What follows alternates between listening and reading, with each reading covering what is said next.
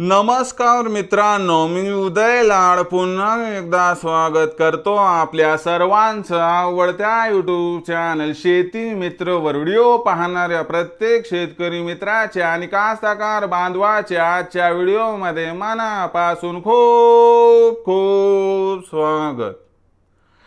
मित्रांनो, thumbnail पाहितलं, title वाचलं होईल मित्रांनो, सामान्य सोयाबीन उत्पादक कास्तकार बांधवांचा सर्वात महत्त्वाचा सवाल की अखेर कधी वाढणार आता देशांतर्गत बाजारामध्ये सोयाबीनचा बाजारभाव। हो मित्रांनो, हा सध्याच्या कंडिशनचा सर्वात महत्त्वाचा सवाल आहे की अखेर कधी वाढणार आता देशांतर्गत बाजारामध्ये सोयाबीनचा बाजारभाव। हा सवाल तुमच्या मनातला आहे, हा सवाल माझ्या मनातला आहे। आज भारतवर्षातील सामान्य सोयाबीन उत्पादक कास्तकार बांधव या ठिकाणी विचारत आहे की अखेर कधी वाढणार आता देशांतर्गत बाजारामध्ये सोयाबीनचा बाजारभाव। या प्रश्नाचं अचूक उत्तर जाणून घेण्यासाठी आपण सर्वांनी हा व्हिडिओ आता सुरुवातीपासून शेवटपर्यंत पाहावा। हा व्हिडिओ सुरुवातीपासून शेवटपर्यंत पाहत असताना जर आपल्याला मनापासून आवडला तर जरूर या व्हिडिओला या ठिकाणी एक लाईक करा। जास्तीत जास्त कास्तकार बांधवांपर्यंत हा व्हिडिओ पाठविण्यासाठी या व्हिडिओला या ठिकाणी जरूर शेअर करा। सबस्क्राइब करून जरूर नोटिफिकेशन बेलला ऑल करा, यामुळे येणारा प्रत्येक व्हिडिओ हा आपणास या ठिकाणी मिळत राहतो। तर बघा मित्रांनो, सामान्य सोयाबीन उत्पादक कास्तकार बांधवांचा सर्वात महत्त्वाचा सवाल की अखेर कधी वाढणार आता देशांतर्गत बाजारामध्ये सोयाबीनचा बाजारभाव। हो मित्रांनो, हा सध्याच्या कंडिशनचा सर्वात महत्त्वाचा सवाल आहे की अखेर कधी वाढणार आता देशांतर्गत बाजारामध्ये सोयाबीनचा बाजारभाव। या प्रश्नाचं अचूक उत्तर जाणून घेण्यासाठी सध्या देशांतर्गत व आंतरराष्ट्रीय बाजारामध्ये काय आहे सोयाबीनची बाजारभाव पातळी।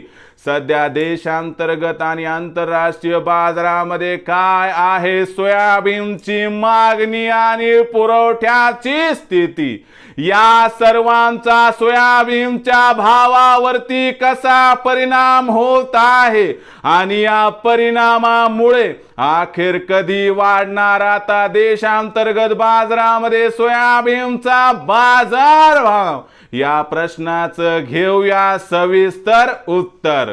सध्याच्या कंडिशनला आंतरराष्ट्रीय बाजाराचा विचार केला तर आंतरराष्ट्रीय बाजारामध्ये सोयाबीनचा बाजारभाव हा तेजीत दिसत आहे आणि सध्याच्या कंडिशनला सीबॉट वर सोयाबीनची बाजारभाव पातळी ही $12.5 प्रति बुशेलच्या आसपास पोहोचली आहे। जागतिक सोयाबीन बाजारभाव वाढला की कुठेतरी आशा पल्लवित होतात, कुठेतरी वाटतंय की आता देशात सुद्धा सोयाबीनचा बाजारभाव वाढणार।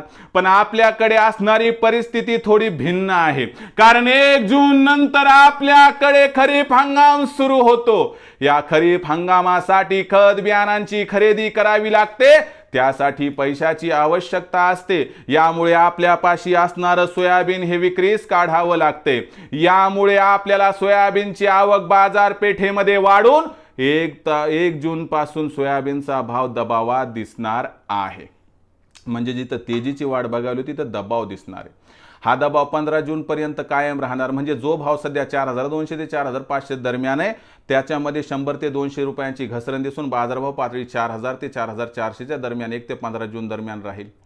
पण एकदा 15 जूनची तारीख ओलांडली की तिथून सोयाबीनच्या भावामध्ये आपल्याला सुधारणा दिसणार।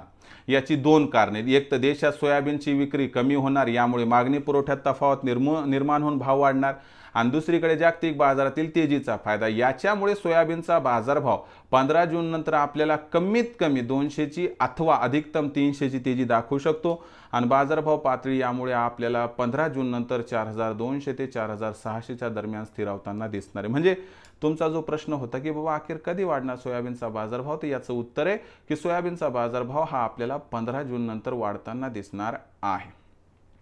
मग सोयाबीनची विक्री कधी करावी या प्रश्नाचं उत्तर आहे 4500चा भाव आता मिळो अथवा 15 जून नंतर मिळो, कधी मिळाल तर तिथं विकून टाका आणि आपला फायदा मिळवा मित्रांनो, कारण भविष्यात काही सोयाबीनच्या भावात प्रचंड तेजी येईल याची शक्यता दिसत नाही।